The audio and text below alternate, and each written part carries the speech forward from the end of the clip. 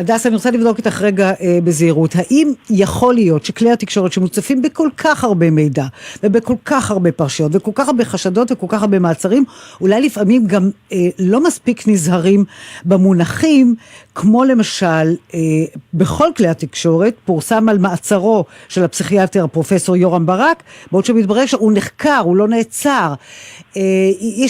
הדיוק הזה במונחים הוא משמעותי, בוודאי לאנשים כמותו.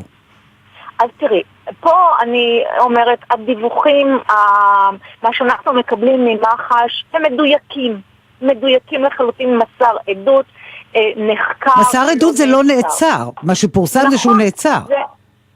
אז צר לי על מי שפרסם, אנחנו לא פרסמנו את זה.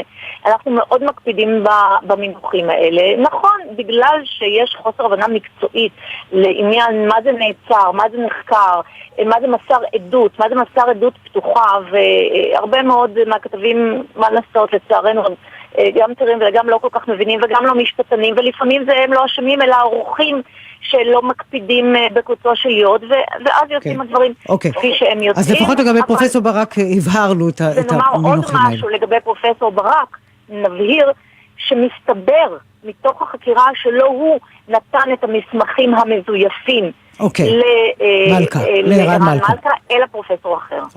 תודה רבה בינתיים, הדס שטייף.